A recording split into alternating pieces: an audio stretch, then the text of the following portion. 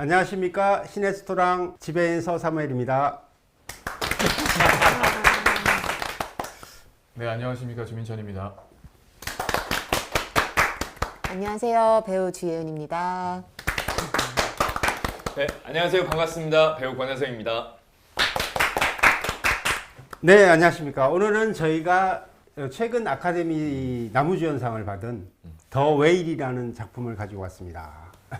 자, 나름 우리 이 영화를 굉장히 뭐라 그럴까 인상 깊게 보셨을 것 같은데, 물론 저도 그랬고, 제가 간단히 이제 내용을 말씀드리면, 뭐 이 영화는 작년에 제작됐던 영화이고, 데런 에로노프스키 감독의, 그리고 이제 특히 이번에 이제 굉장히 화제가 되었던 브랜든 프레이저 배우의 어떻게 보면 열연과 뭐 좀 이따 얘기하겠지만 그 배우의 인생 역정과 모든 게 엮여서 좀 더 많은 사람들한테 어떤 감동을 줬던 영화가 아닌가 생각이 됩니다.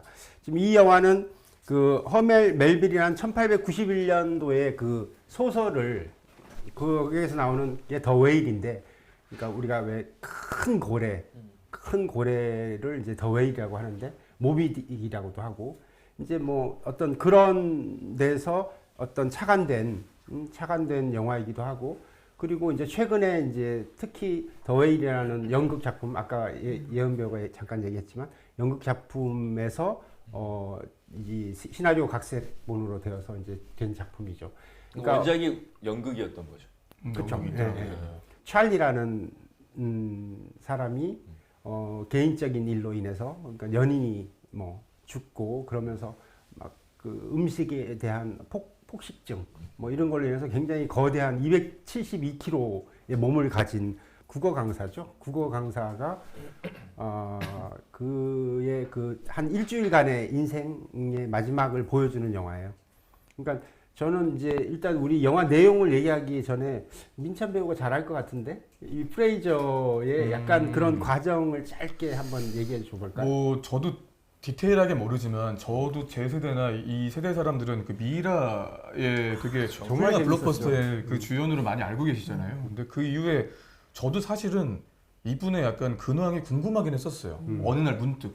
왜냐면 좀 갑자기 안 나왔죠. 대중적으로 봤을 때는 물론 출연작이 있을 수는 있지만 화제작에는 옛날만큼 나오진 않으셨거든요. 그래서 그렇게 찰나 생각은 했지만 그냥 잊혀져 가고 있었던 무렵에 이 더웨이라는 작품이 어떻게 보면은 좀 기사회생할 수 있는 작품이자 본인의 인생의 그 아까 말씀하신 역정을 좀 같이 담아서 감동이 있었는데, 아마 제가 듣기로는 이 시나리오를 감독님께서 쓰는 지 10년째 묵혀두고 계셨었대요. 배우들을 보면서도 이 적임자가 없다고 느껴서 그러다가 이 배우님이 문득 떠올랐고 이 팀을 하면서 탁 낙점을 하게 됐는데, 배우의 그 서사랑 어떤 연기 캐릭터의 서사가 100%는 아니어도 그 결이 어느 정도 맞을 때 정말 그 배우 스스로도 몰입이 잘 되지 않았을까라는 생각이 들기도 하고, 오랜만에 봤는데 낯선 모습이긴 했지만 뭔가 그 어떤 액션 배우라는 느낌의 이상의 무언가로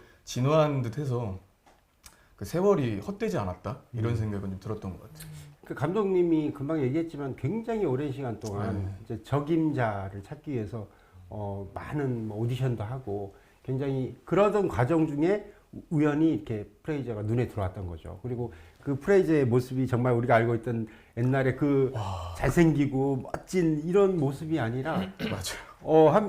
한세 어떻게 보면 인간적으로 보면 좀 망가져 있는 막 이미 좀 굉장히 살집도 불어 있고 모습이 과거에 그 미라에서 보여줬던 정말 그렇게 멋진 핸섬남이 아니라 약간 아저씨 같은 모습이 이미 되어 있었고, 근데 이제 그것이 감독 눈에는 이 웨일이라는 작품에 정말 너무 잘 맞겠다라는 생각을 했던 것 같아요.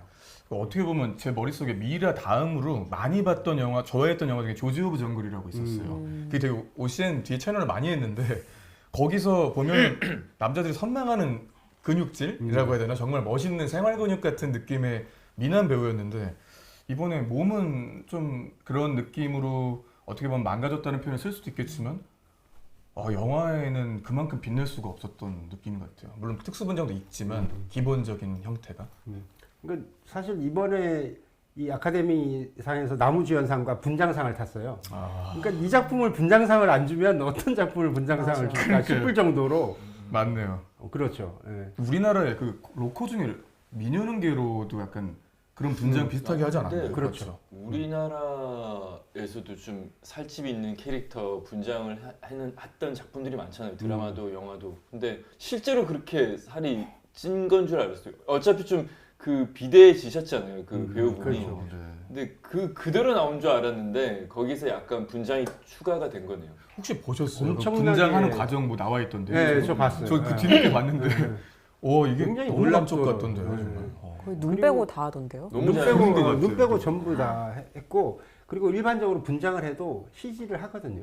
제가 알기로는 분장 기술력 때문에도 10년 정도 기다렸다라고 그럴 수도 있겠다. 인터뷰 본 것 같아요. 네. 감독님께서. 그럴 수도 있겠네요. 맞네요. 정말. 10년 전에 좀 어설프니까 좀 더 음. 발전했을 때 하고 싶다는 그 욕심 때문에 그랬죠. 그러니까 탁월했네요, 그렇다. 그렇죠. 그러니까 분장으로 모든 걸 커버하고 사실상 CG 없이 했다고 하는 것 이제 인터뷰를 봤는데 굉장히 놀랍더라고요. 오늘도 결국에 브랜든 프레이저 찬양으로 끝날 것 같아요. 영화 자체가 그에게 거의 기대는 바가 크잖아요, 사실은 영화가.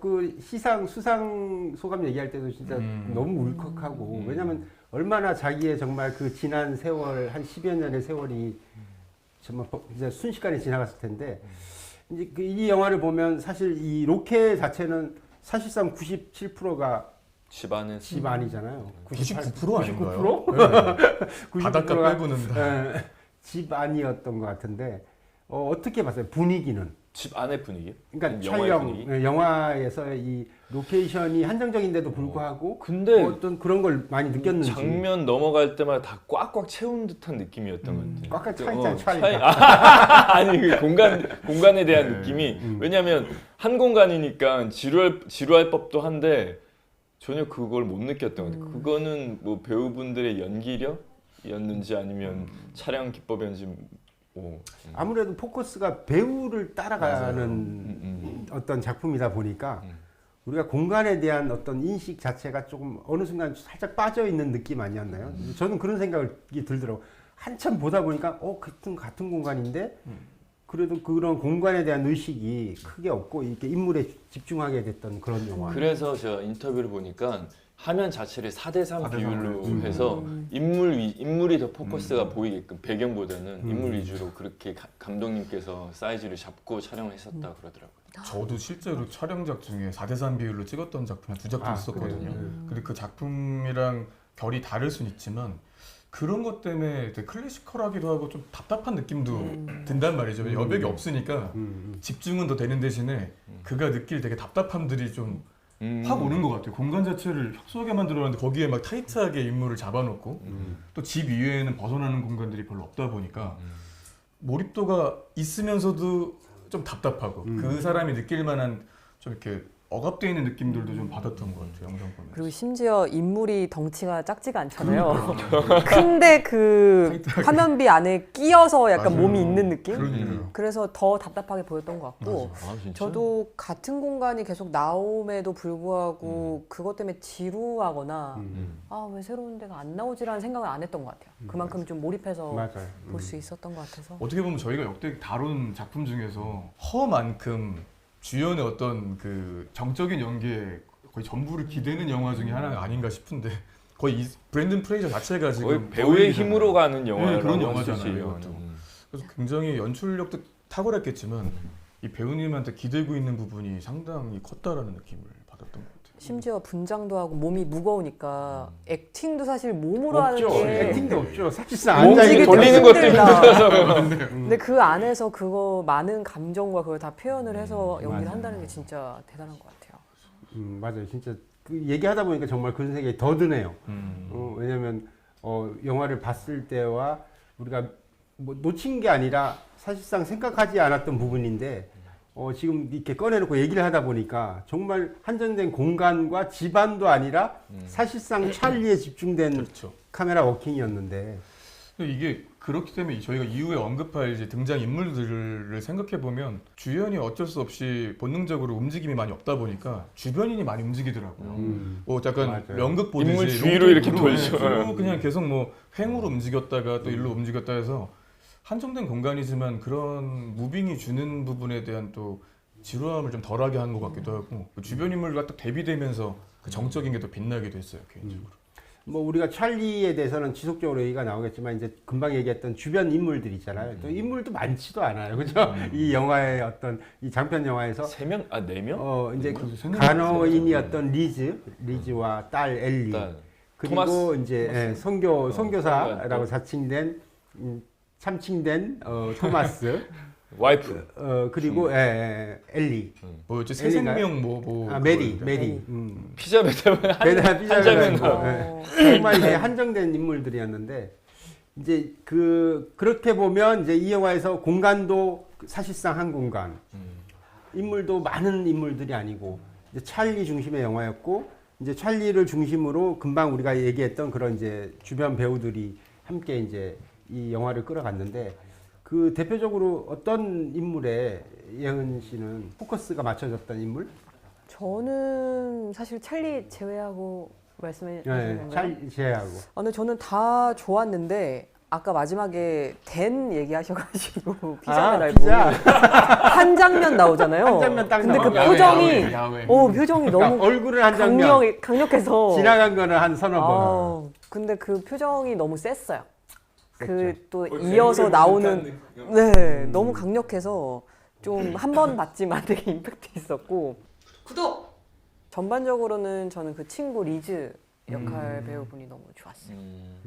되게 어떻게 보면은 죽을 예정인 친구잖아요. 그렇죠. 뻔히 알고 있는. 그리고 치료를 안 받겠다고 버팅기는 이 친구를 두고서 하는 그 약간 그 답답함과 안쓰러움과 그럼에도 약간 뭐 먹을 거 다 갖다 주고 막 마지못해 해줄 거 다 해주는 근데 되게 그런 약간 감정을 잘 그 찰리에 맞게 잘 뭔가 이어간 느낌이라 그래야 되나요? 너무 전 그러니까 좋았어요. 잔소리도 제일 많이 하고 정말 싫은 소리도 제일 많이 하는데 가장 많은 어떻게 보면 제일 큰 애착과 사랑을 가지고 있는 그치. 그런 인물 같아요. 이게 단순히 간호인이 아니라 뭐 이렇게 아픈데 살펴주는 사람이 아니고 약간 가족과 조력자 같이. 같은 그런 느낌이 굉장히 많이 들었던 것 같아요. 장면을 좀 이렇게 기대고 있는 것도 좋았어요. 그래서 기대고 아, 있고 너무, 그 장면이 너무 딱 너무- 한 설명하는 것 같아 그 둘의 관계를. 막. 네, 푹신해 보였어.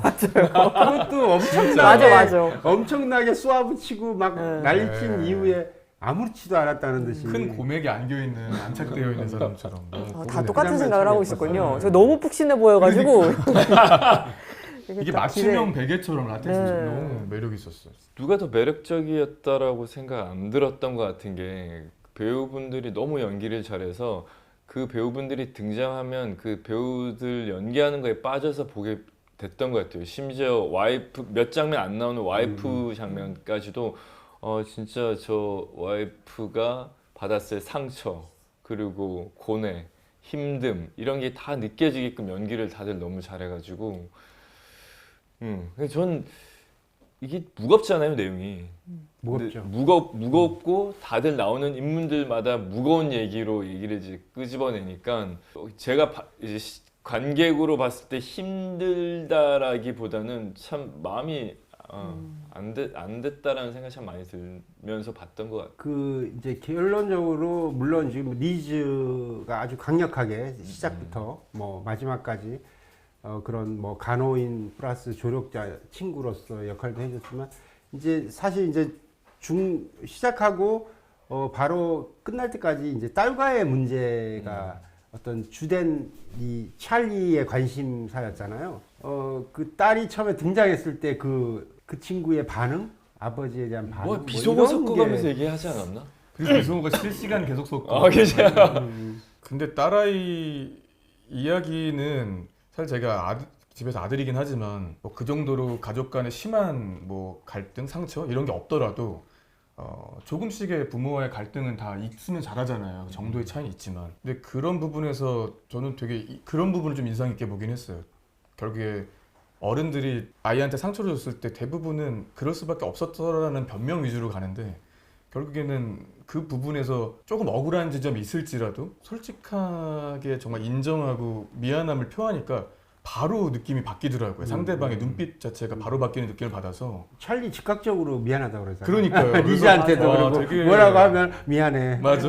고마워. 그만 미안하라고 막. 그 장면 좋잖아요. 쑤셔버린다고 하니까 쑤시 6cm 이상은 60cm, 60cm 들어가야 내장 들어간다고 하죠. 되게 그 미안하다라는 게 이 리즈한테는 좀 습관성으로 나오던 거였다면 진짜 그 딸아이한테는 정말 진심으로 딱 그걸 느끼니까 정말 삐뚤어질 만큼 삐뚤어졌던 아이의 눈빛도 바로 바뀌는 느낌이 느껴져서 좀 자식 입장에서 혹은 부모님과 조금의 갈등이 있었던 사람들이라면 그 해결 느낌으로 인상 깊게 볼 수 있는 그런 느낌. 그래도 계속 딸아이는 아빠에 대해서 원망하고 미워하고 하잖아요. 난 초반에 난 못 느꼈는데 딸아이 계속 퍼붓는다라고 생각했었고 미안하다라고 하는 말 자체도 짜증이 날 것 같다라고. 근데 그 생각했는데. 딸 엘리가 어.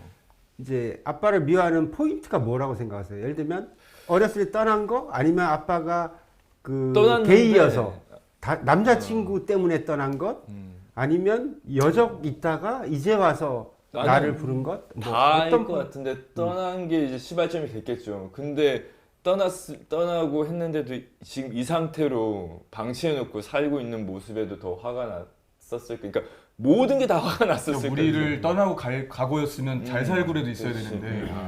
사람답지 못하게 살고 있는 이 모습에서도 너무 화가 났었을 것 같고 지금 날 봐서 미안하다라고 말하는 것도 화가 나고 뭐 그럼 미안하다고 말할 거면 네가 애초에 그런 행동을 하지 말았어야지라는 생각도 반사적으로 들었었을 것 같고 머리끝에서 발끝에 다 화가 났었을 것 같아요. 그 이제 딸 그래도 그 엘리가 뭐 시작할 때 정말 욕도 하고 아빠한테 그리고 뛰쳐도 나가고 뭐 이제 그랬잖아요. 이제 약간 터닝 포인트가 생기잖아요. 물론 이제 뭐 돈을 줄게 뭐 이게 어떻게 보면 난 바로 그냥 보면서 바로 계산했어. 우리나라 돈으로 얼마지? 아 진짜. 돈을 줄게 해서 얘가 문 열고 나가려다 응? 하고 이제 얼만데라고 물어보고 이제 그러는데 물론 이제 돈이라는 게 뭐 이런 그런 재물이 글쎄 어떤 욕심의 한쪽은 되겠지만 그게 모두는 아닐 거란 말이죠. 왜냐면 그 엘리가 그렇게 큰 미움을 가지고 있는데 단순히 돈 그게 근데 모든 저는 건 아니었을 텐데 조금 또 다르게 생각이 드는 게 맞습니다. 돈 자체로 이렇게 마음이 바뀌진 않을 텐데 그 돈도 아빠가 나를 생각하는 마음이었잖아요. 알림 설정까지. 그래서 그 마음에서는 되게 고마움이 있었을 것 같아요. 그리고 마지막에 그런 얘기도 하잖아요. 차라리 그 돈으로 치료를 받고 그치, 할 치료 수 안 받고 있는데 우리- 그걸 안 쓰고 어떻게 보면 좀 죄책감? 가족을 버렸다는 거에 대한 그거를 돈으로 남겨놓은 보상금 것 같은 같아서. 그치. 어, 이건 딱 우리 딸아이 네. 몫이다라고. 근데 그 얘기를 초반에는 아이가 모르잖아요, 맞죠? 그냥 돈만 있고 나중에는 좀 그 포인트가 그렇지. 사실 감동 포인트로 오는데 처음엔 돈 있다라는 의외로 뭐 12만 달러였나요? 12만 의외로 달러. 여기잖아요. 그래서 초반에는 돈이 감동보다는 정말 몸을 앉힌 느낌이랄까. 그러니까 마음 움직인 건 아니고 진짜 육체를 일단 의자로 앉히게 만드는 게 그 금액 수였다면 후반에는 좀 달랐던 것 같긴 합니다. 돈이. 그러니까 저도 이제 그런 포인트 순간순간 많이 느꼈던 것 같은데 그러니까 이 아이가 화가 나고 아빠에게 퍼붓고 했는데 그러고 바로 이 아이의 눈빛과 행동은 조금 약간 반대의 모습을 보여줬다고 이제 보여져요. 왜냐하면 그 딸아이의 그런 행동들이 뭐 돈 때문에라도 다시 주저앉았지만 그게 단순히 이제 저를 보면서도 저기 과연 돈 때문에 앉았을까라는 생각도 들고 그리고 아까 얘기했던 그 포인트도 있어. 잘 살지 아빠 이런 모습이 너무 싫은 거야.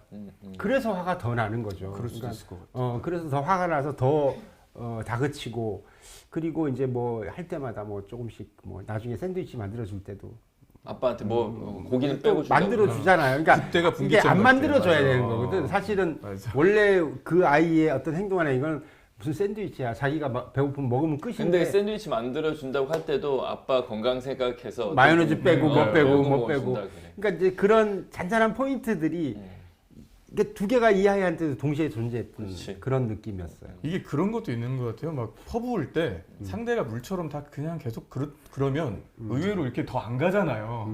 그러니까 계속 그러는데도 그래 갈래면 가고 뭐 괜찮아. 이렇게 그러면 더 열받지 않아? 맞아. 막 하는데 무반응으로 있으면 근데 이게 부모 자식 간은 또 다른 것 같아요. 예를 들면 내가 친구랑 그러면 좀 약오를 수도 있는데 이 아버지의 근간 자체가 어쨌든 부정하려고 해도 자기를 탄생시킨 사람이니까 열받다가도 또 저렇게 나오는 모습을 보잖아요. 그 내가 생각했던 그 아빠의 모습이 아닌 느낌이랄까. 그러니까 딸아이가 원망을 하는 게 이제 그런 포인트가 있는 거죠. 나는 아빠가 있었으면 좋았었을 거고 아빠가 필요했었는데 왜 그 남자친구랑 해서 나갔다라는 거에 막 이제 화를 낸다는 거는 그런 애정이 있는 거죠. 아빠를 너무 좋아하고 사랑했기 때문에 더 화가 나는 거예요. 현실적인 저는 되게 현실적인 생각은 되게 그 역할 찰리가 귀여웠을 때가 그 이제 딸 온다고 나름 설레이면서 막 면도도 하고 면도도 준비하잖아요. 씻고. 그 귀여운 포인트가 있는데 나름 되게 여태까지 찰리를 이전 시간까지 보던 관객이 제일 깔끔한 모습을 보는 건데도 딸이 그거를 그렇게 보니까 만약에 그대로 맞이했으면 얼마나 더 나는 났을지. 그 보면서 제일 깔끔한 상황인데 땀이 흥건히 이렇게 있는 상태니까 그 딸아이가 그 포옹하고 그러면 아 그렇겠다는 그 생각도 들면서 근데도 그것마저도 봤던 것 깔끔한 상태인 거잖아요. 맞아요. 여태까지 그 다르게 좀. 굉장히 진짜 준비를 했잖아요. 준비 많이 한 거잖아요. 그 과정을 관객들도 봤고. 아 근데 아빠가 그 상태로 됐으면 너무 화가 나고 짜증 날 것 같아. 그럴 것 같아요. 너무 화날 것 같아. 속상하기도 할 것 같아요. 저는 그 딸의 아까 말씀하셨던 좀 상반된 거, 되게 욕하고 되게 막 싫어하는 것 같은데 행동은 막 만들어주고 그래도 막 붙어 있고 막 아닌 척하는데 계속 그래도 앉아는 있고 안 뛰쳐나가고. 근데 그 모습이 더 짠했던 게 이런 아빠의 모습이라도 그냥 아빠가 필요했던 한 그냥 소녀의 모습을 보는 것 같아서 좀 더 짠한 포인트였어요. 근데 그걸 다 찰리는 인정하잖아요. 그러니까 그래도 열받아. 진짜 열받은 것 같아. 인정하니까 나 더 열받는 거야. 호인인 척해서 지금 너그러운 척하니까. 감독님이 지금 인정하는 내가 순간 자식이 되고 아빠 입장에서 인정하는 또 더 열받는 것 같아. 근데 인정을 안 해도 열받지 않아요. 그치. 인정하는 그러니까 그치. 뭘 해도 다 열받는 거야. 그럴 수- 근데 난 또 보면서 그 이중적인 건데 또 아빠 입장에서 보니까 그 사람은 무책임한 행동을 했었지만 자기 사랑을 택해서 언제 또 오지 못하는 그 사랑을 그 사람을 놓치면 뭐 평생 갖지 못할 만나지 못할 생각에 또 했잖아요. 그러면 이 아빠 입장에서 봤을 때는 또 그럴 수밖에 없었나라는 생각도 드는데 그러면 안 되겠죠. 제가 지금 여기 헷갈려서 그러는데 중간에 그 찰리가 그런 약간 변명 아닌 변명 같은 거 하잖아요. 뭐 이렇게 소통을 하려고 난 분명 이야기 전했다. 근데 안 갔다. 뭐 이런 식으로 대립이 있는데 실제로 보낸 거 맞죠? 중간중간 소식 같은 걸 물어봤는데 엄마 선에서 엄마가 차단한 거죠. 않았을까? 그러니까 예를 들면은 얘가 더 화가 났던 게 그런 중간중간에 것이 있다고 해도 떠난 것 자체가 상처긴 하겠지만 너무 단절되어 있다가 지금 만나는 거니까 상처가 더 큰 거잖아요. 오해도 좀 있었고 물론 떠난 것 자체는 상처인데 소통을 시도 안 했던 건 아니었잖아요. 근데 이제 했는데 이제 엄마는 아이가 어쨌든 사춘기 접어들고 커가면서 그쵸. 좀 또 어떻게 문제를 보면 일으키니까. 문제아처럼 하니까 그런 거를 전달해주기 싫었던 거고. 근데 아이 입장에서는 그런 소통마저라도 왔었으면 하는 바람이 좀 느껴지는 것 같기도 한데. 근데 그건 일종의 오해 같은 거였던 그렇죠. 거죠. 이게 그게 풀릴 수 있었던 오해 같은 거였고. 그 리즈가 저는 그게 이제 좀 놀랐었거든요. 이제 그 타임에서는. 왜냐하면 오빠 리즈의 얘기할 관계가 아. 이게 그냥 단순히 간호사로 와서 이렇게 정이 들어서 뭐 투닥거리는 관계가 아니라 사실 그때 그렇게 찰리가 나와서 사랑했던 남자가 리즈의 오빠였다라는 사실에 그 리즈는 뭐지? 성인인가? 성년가? 약간 그런 느낌이 확 들었거든요. 그럼 오빠도 동양 사람인 거죠? 아니지 아니에요. 입양이었죠. 입양이었어. 나 그걸 몰랐어. 리즈가 입양. 아 진짜. 입양. 오빠도 입양된 상황 아니야? 사진이 그건 정확히 안 모르겠고. 나와서 뚜렷하게. 아 그래도 오빠는 궁금했어. 서양 사람이었다. 둘은 아니, 먼저 섞였나 뭔데 궁금했어요. 친구였을까요? 둘은 먼저 친구였을까요? 아니면 이렇게 알게 되면서 여동생으로 만나게 됐을까요? 근데 그게 정확하게 나오진 않는 것 같은 느낌이라. 그랬던 것 같아요. 나는 남자 주인공 강의 듣는 학생이었잖아 오빠가. 오빠가 뭔지 학생이었었고 그 수업 이제 그러면서 서로 그래서 알게 그거 되었고. 아니었어요? 약간 조교 비슷하게 좀 이렇게 착실한 사람이어서 좀 눈에 들어왔고 같이 하면서. 알게 되었고 네. 그다음에 리즈와의 관계 그런 부분은 명확히는 안 나와요. 그러니까. 그게 같이 뭐 알게 됐는데 오빠가 죽고 이렇게 된 건지 아니면 그런 사건으로 인해서 간호사였던 리즈가 이렇게 근데 보살펴주게 된 리즈가 건지. 그 얘기는 하잖아요. 오빠가 당신 아니었으면 너 아니었으면 예전에 더 일찍 죽었을 수도 극단적인 모른다. 선택을 했을 라고 거라고 위로를 근데, 하죠. 너 때문에 우리 오빠가 좀 더 살다 갔다라고 얘기하지. 그 정도였으니까 자기의 그런 것들을 걸고 나오지 않았을까 그리고 생각합니다. 자기 오빠를 너무 좋아하니까 고마움에서 간호를 시도하지 않았을까? 난 그렇게 해석하고 봤었어. 그 옆에서 봐오지 않았을까요? 그 둘의 정말 어떤 관계를 마음으로 봐왔겠죠. 어떤 마음으로 만나는지 많은 것들을 분명히 버렸을 거 아니에요. 진짜 이게 웬만큼 각오를 안 하고서는 만날 수 없는 관계일 수 있으니까 여러모로. 나는 이건 좀 되게 조심스러운 얘기일 수도 있는지 모르겠는데 약간 종교적인 얘기가 베이스에 깔려 있잖아요. 저는 이제 뭐 기독교는 아닌데 기독교는 동성애자는 완전 배척한다고. 그러니까 좀 허락 안 하는 그렇죠. 그런 근데 교리는 있는. 그걸 왜 누가 허락을 그러니까 이제 한다는 그런 거야. 거는 이제 어쨌든 종교와 연결되어 있으니까 지금 서양에서도 굉장히 오래전부터 그런 어떻게 보면 이렇게 토론과 뭐 사회적 논의가 많아요. 지금도 현재까지도 수십 년 전부터. 그러니까 예를 들면 당연히 이제 종교의 입장에서는 기독교든 뭐 거의 그러면- 모든 종교가 일단 기본적으로 그러니까 이성 간의 사랑이 아닌 동성 간의 사랑을 이제 허락치가 않죠. 종교적인 입장에서는.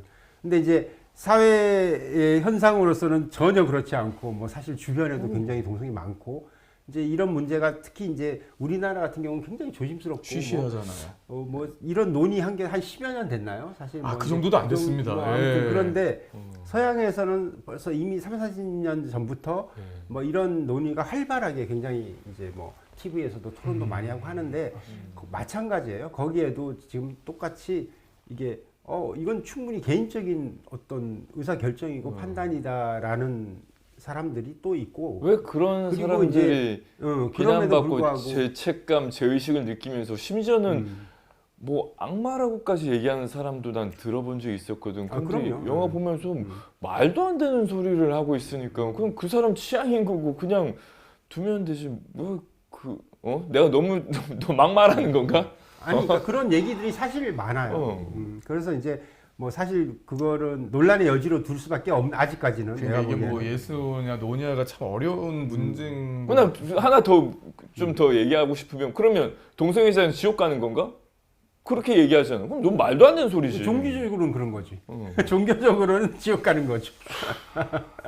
이 얘기 듣다 보니까 장면이 생각이 난 게 첫 장면이 되게 좀 셌잖아요. 진짜 오프닝이 셌죠. 근데 심지어 그 방문한 사람이 전도하러 온 그러니까 토마스. 그 노트북을 급하게 접는 느낌을 그 만남이 너무 그 장면이 갑자기 생각이 났어요. 이거 듣다 너무 그 전도하는 사람도 나는 계속 보면서 진실해 보이지가 않았어. 근데 저는 이제 이 영화로 치면은 응.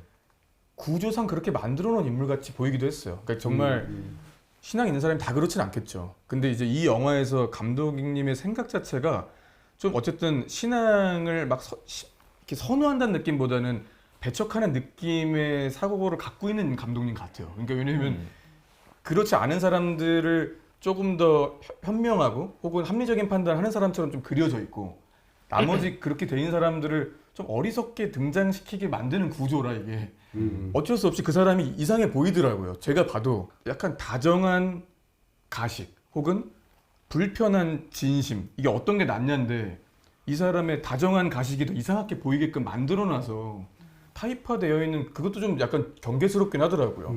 이 감독님의 사고방식으로 봤을 때 신앙을 갖고 있는 사람들의 시선이 그런 느낌인 것 같은 거예요.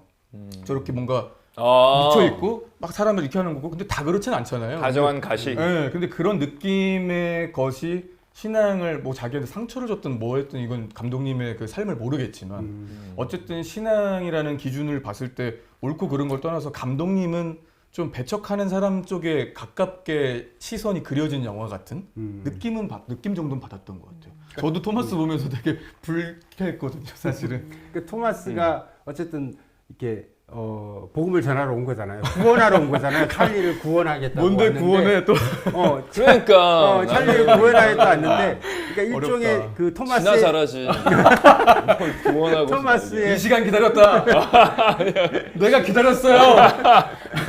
토마스의 시도였잖아요. 근데 내가 보면 나는 꼭 그 종교로 접근한 토마스지만 나는 리즈도 약간 그런 역할을 했다고 봐요. 이 찰리를 그러니까 종교적으로는 아니지만 어쨌든 편안하게 해주고 뭐 죽음이 맞이하더라도 굉장히 뭔가 자기가 이렇게 케어해주고 싶어 했고 그렇지 않기 위해서 자꾸 병원으로 가라고 하고 그러니까 뭐 그게 토마스든 리즈든 뭐 하물며 딸이든 간에 이 찰리의 어떤 일종의 구원 같은 거를 시도를 했다면 결론적으로는 우리가 물론 엔딩 장면도 봐서 우리가 알지만 나는 그 찰리 스스로 본인을 구원했다고 생각해요. 그 구원이란 단어가 만약에 적합하다면 굳이 신앙적으로 안 써도 그 단어. 신앙적으로 쓰지 않아도 결국 그 엔딩에서의 그런 그 씬을 보면 이거는 찰리가 자기를 구원해 준 게 아닌가라는 구원이자 뭐 일상용어로 쓰면 약간 그럼으로서 해방된 느낌도 들고 마치 짐에서 그렇죠. 이렇게 벗어난 인정하면서 해방되는 느낌. 맞아요. 사실 되게 그래도 바로 끝나잖아요. 또 엔딩 자체가 어떻게 빛으로 어머 발이 뜨면서 바로 끝나잖아요.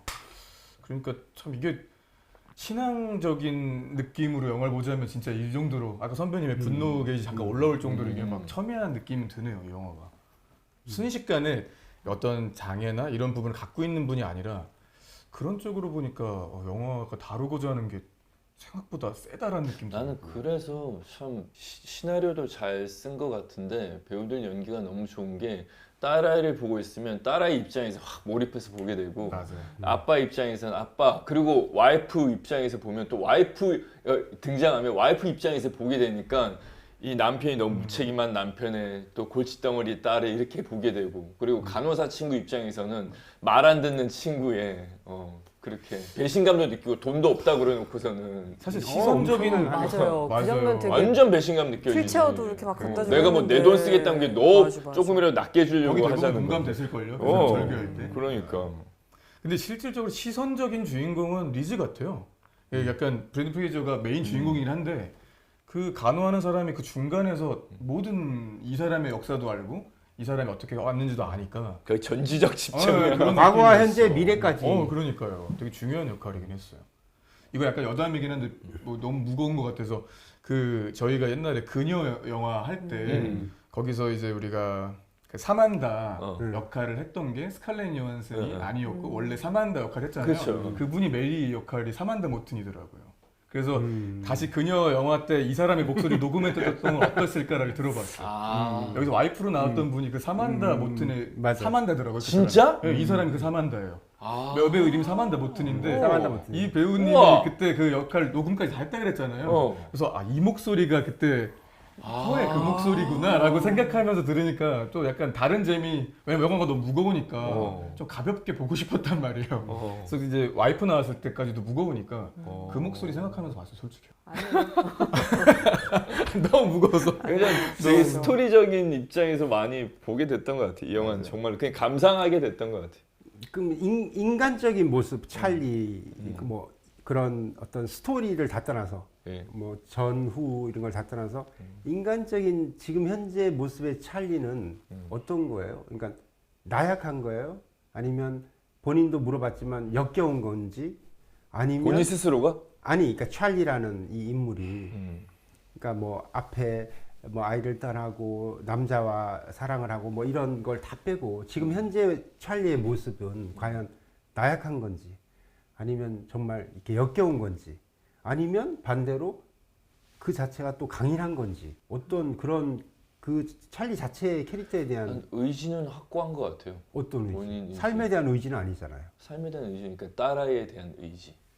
딸아이를 내가 딸과의 관계를 개선하고자. 마무리 짓고 그리고 내가 지금 내가 처해 있는 상황에서 딸아이한테 해줄 수 있는 최선을 해주고 가겠다라는 의지는 확고한 것 같아. 저도요. 그러니까 예를 들면은 대놓고 힘준 씬이긴 맞는데 중간에 울부짖으면서 내가 살면서 잘한 게 하나라도 있어야 된다라는 얘기를 하잖아요. 근데 그게 계속 짓누르고 있었던 거였는데 그거를 마지막에 어쨌든 거의 결말 쪽이었지만 해소하면서 강해지면서 끝난 것 같아요. 그게 뭐 신앙적인 의미인지 이런 건 잘 모르겠고 그냥 엔딩 자체에서 이 사람이 한 단계 성장하면서 끝난 것 같은 느낌이랄까? 해방일지 뭘지. 난 그 단어 재밌어서 엄마가 얘기했던 거. 나는 어쨌든 아이를 케어했고 당신은 돈을 돈을 모아. 맞는 말이죠. 근데 맞죠? 우리 잘한 거야. 네. 잘 된 거야. 나는 근데 그거 나 되게 현실적이어가지고 맞는 나 말 좋았는데. 사실은 물질만 있어도 사람을 성장시킬 수 없고 정신만 그치. 있어서 성장 못 시키잖아요. 두 개 다 있어야 한 사람을 키울 수 있고 성장시킬 수 있는 건데 되게 좋은 위로 같았어요. 이게 뭔가 어줍잖은 위로가 아니고 시니컬하지만 맞는 말을 나는 해주는 엄마가 등장했을 때 돈 얘기하고 딸아이랑 돈 얘기했을 때 엄마가 눈빛이 좀 달라지는 맞아요. 모습에서 이 엄마가 또 우리가 흔한 그런 캐릭터로 나오면 안 나왔으면 했었거든.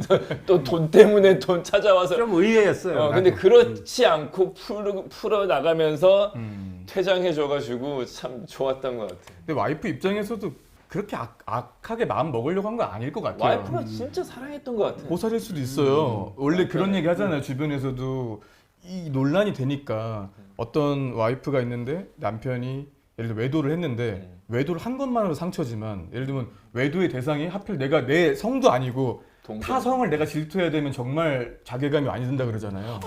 나 그 힘들 얘기할 것 때 그 전 죽은 애인을 만났다고 하잖아요. 만났다고 하잖아.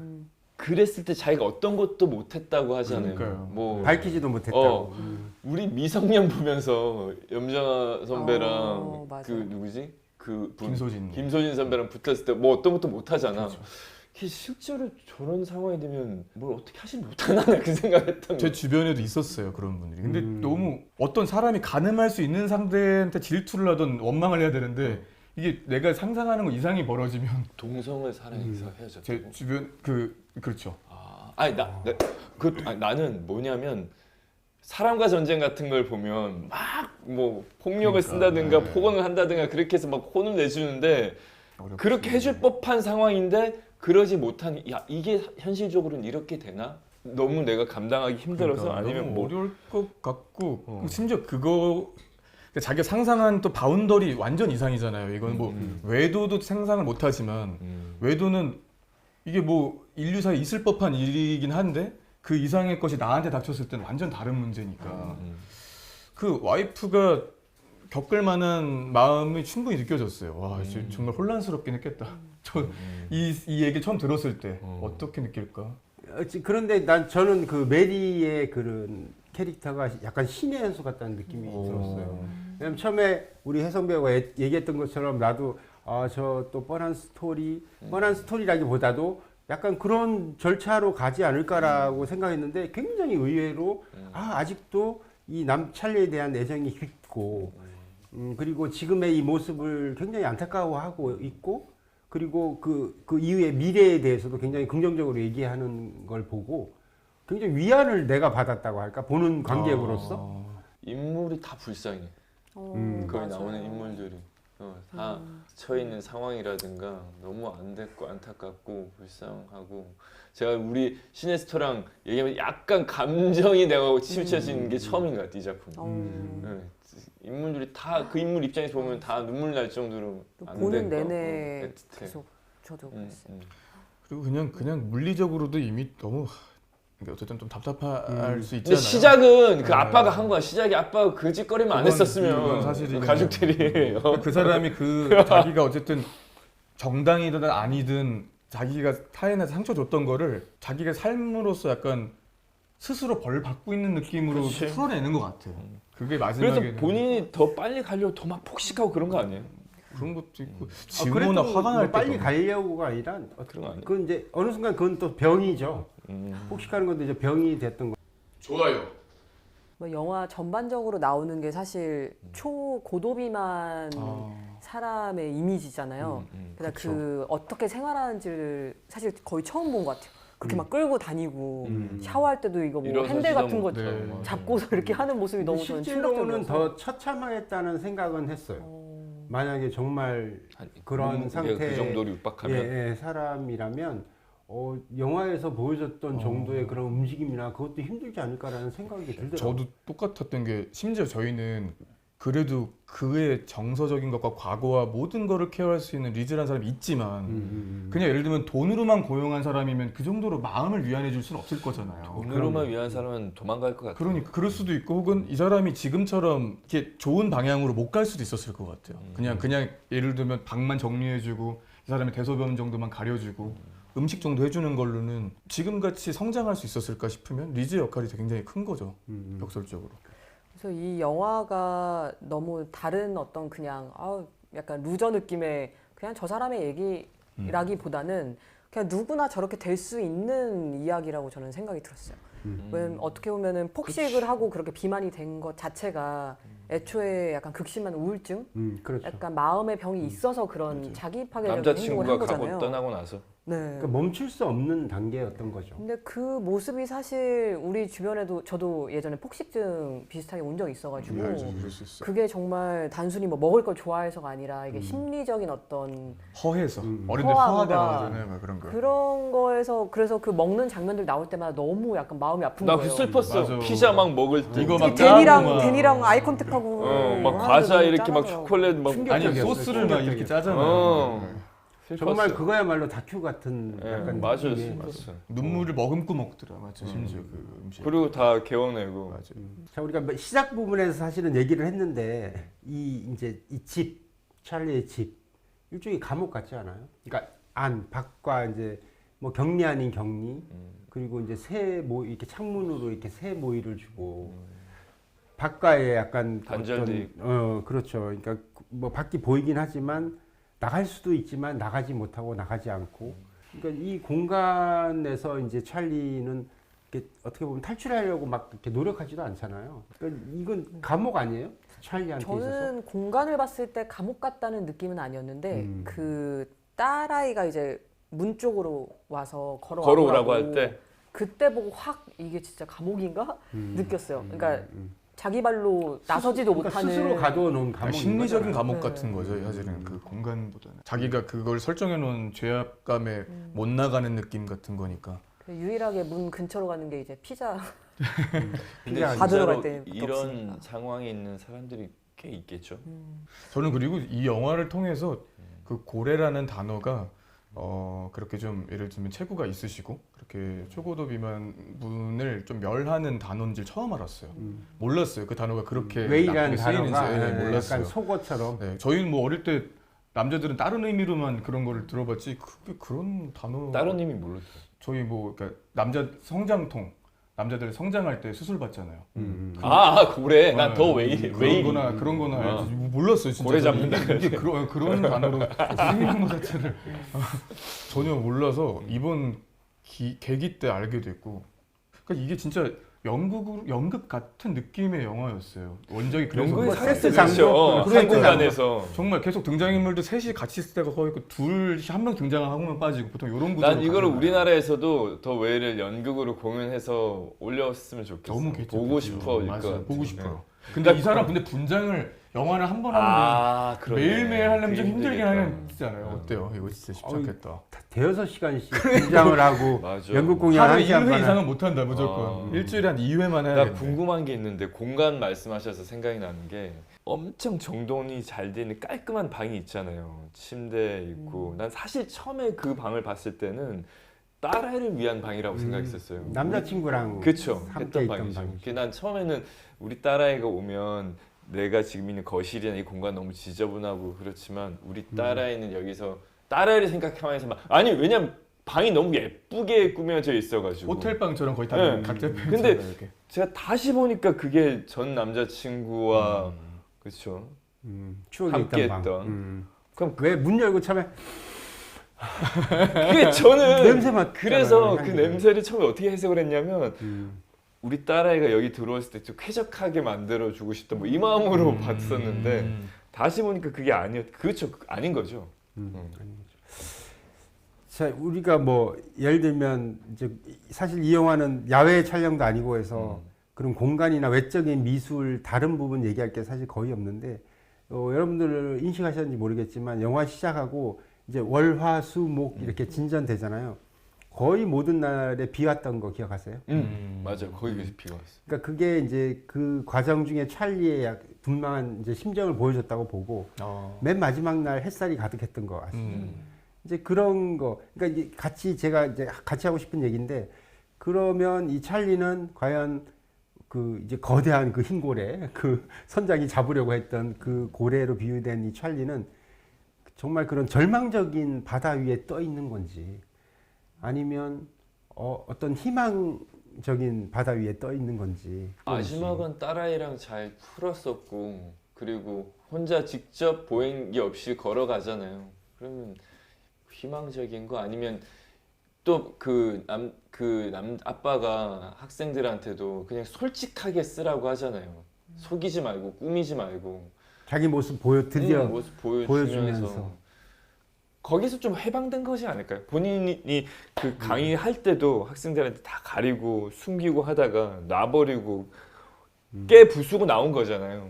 그러니까 본인도 용기를 갖고 나온 거니까 좀 희망을 나눈다면 희망 쪽으로 이제 하는 걸로. 나도 아니 왜냐하면 물어보고 싶은 게 나도 동의하기 때문에 나도 저런 생각을 가지고 있었어요. 그래서 여러분들 의견을 물어본 건데 왜냐하면 분명히 우리가 영화 시작하고 처음에 어떤 관계가 이제 시작될 때부터 그런 생각이 깊이 있었어요. 아, 저 친구는 정말 어떤 희망으로 살아갈까?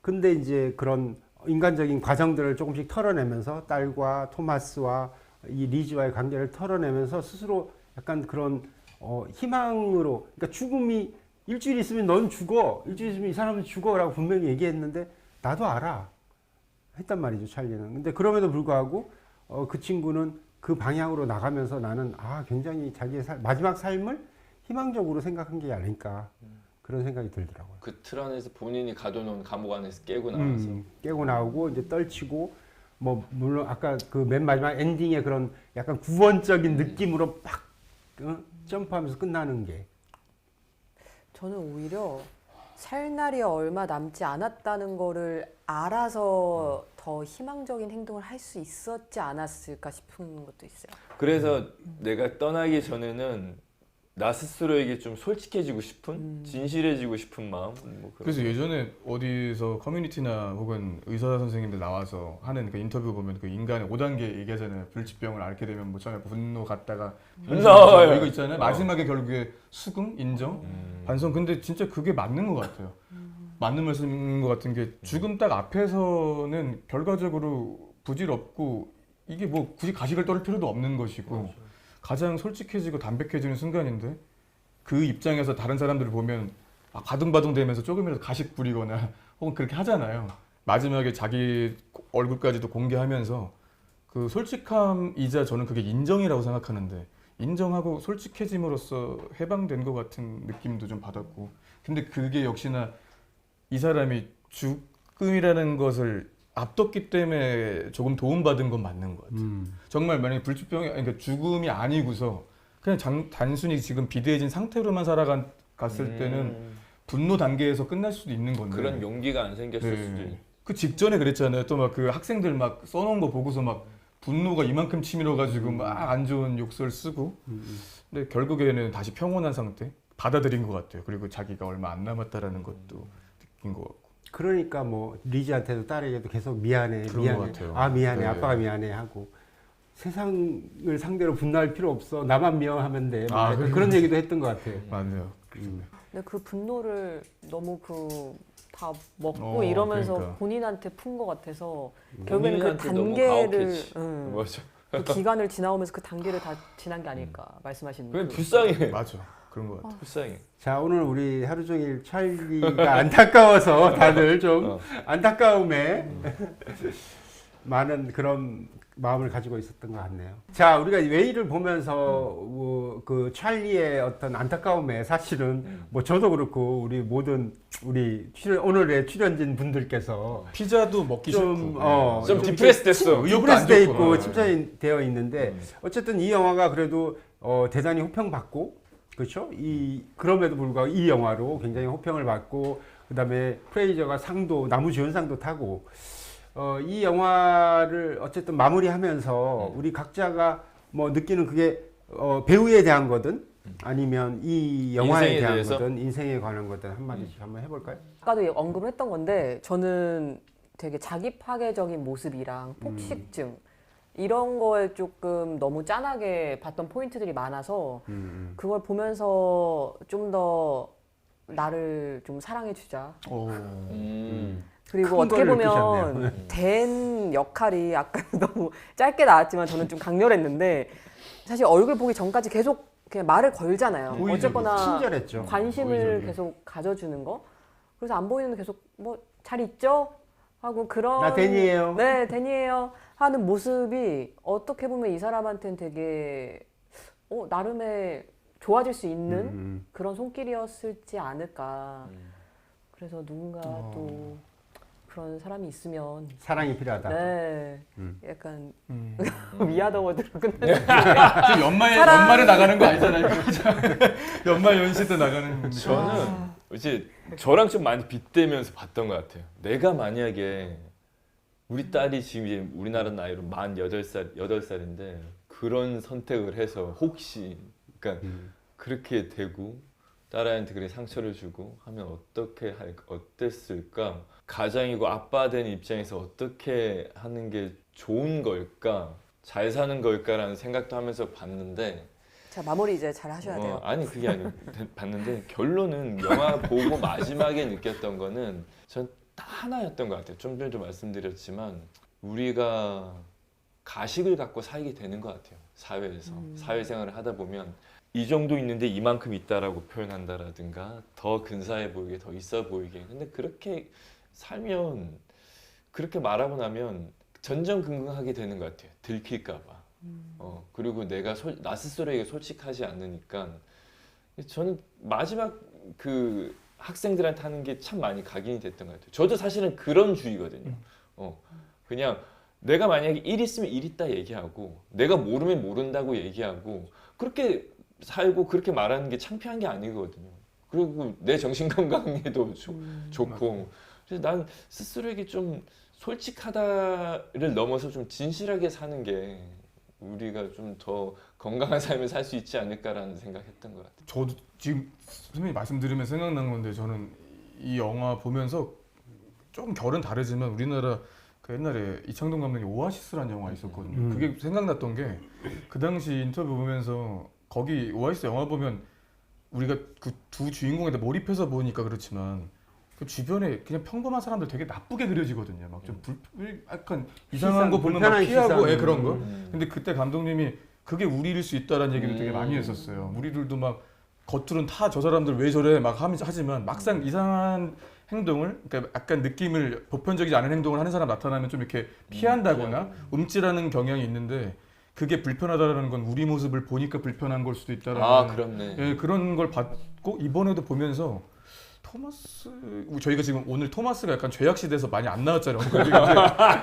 그때 그러더라고 이 감독님이 토마스나 저기 피자 배달부 같은 사람들이 나쁘다고 그치. 말할 수 있지만 영화에서는 사실 그 사람들도 악의를 갖지 않는다면은 지극히 보편적일 수 있는 사람일 수 있거든요. 우리 놀랄 수 모습이네. 있고. 피자 배달부도 갑자기 여러 번 상상했던 모습이 아니니까 놀랄 수 있는 건데 이쪽 시선에서 보면 마치 멸하는 느낌으로 봤을 수 있겠지만 그냥 놀란 걸 수도 있잖아요. 예를 들면은 그래서 되게 다중적인 생각을 해보고 선배님 말씀 들으면서 사실 이게 솔직함이라는 게 어디까지가 솔직한 건지를 잘 모르겠다는 생각도 들고 왜냐면은 솔직하다라는 걸 빙자로 무례한 경우도 있고 그러니까 감정에 그냥 나온다고 해서 그냥 해버리는 게 모두가 솔직하면 또 그렇죠. 그렇잖아요. 그래서 저도 그 반성이나 고민을 많이 해보는 것 같아요. 솔직한 베이스를 갖되 이게 과연 진실이에요. 네. 나만 시원하자고 하는 솔직함인지 이게 과연 우리 모두를 위해서 하는 솔직함인지 때로 선의의 거짓말 같은 게 있는데 그건 욕 먹어야지. 어렵죠. 그런 솔직함. 그러니까요. 난 상처 주는 솔직함은 상처 주는 솔직함들 그럼. 있잖아요. 그래서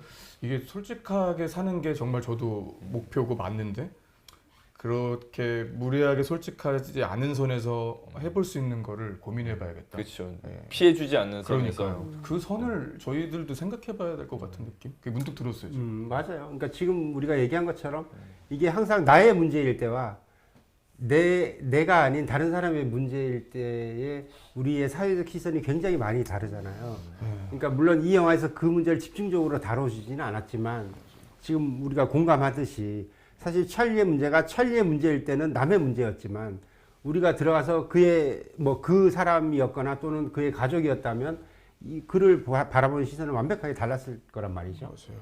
그러니까 이제 그런 문제에 대해서 우리가 사실 깊게 생각하고 뭐 그 공동체라는 게 사회 공동체라는 게 나만 있을 수가 없으니까. 그러니까요. 그렇죠. 그러니까 우리는 착하고 진실되게 살아가자. 마지막 동화처럼. 아름답게 끝이 나네요. 근데 진짜 그런 것 같아요. 실질적으로 그 말씀 맞는 것. 자기 일이냐 이게 타인 일이냐에 따라 좀 달라지잖아요. 남일처럼. 근데 저도 돌아가신 할머님이 몸이 불편하셨거든요.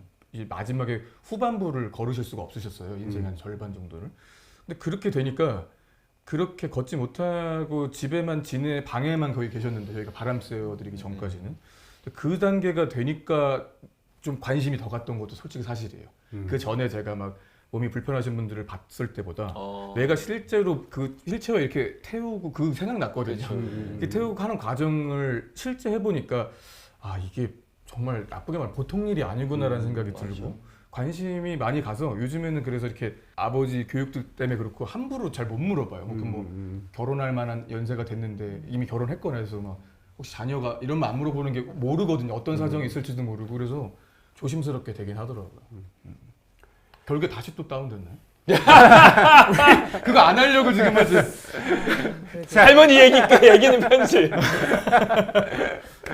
자, 오늘 우리 더웨이라는 영화 어떻게 보면 굉장히 좀 부담스럽기도 하고 하지만 그 인물에 우리가 접근하다 보면 충분히 그 친구를 이해할 수도 있고 그리고 어떻게 보면 뭐 이해한다기보다도 사실은 나에게도 있을 수 있는 일이기 때문에 좀 더 배려하는 마음이 생기지 않을까라는 생각도 듭니다. 자, 저희 다음 주에는 더 멋진 영화를 들고 오도록 하겠습니다. 감사합니다. 감사합니다.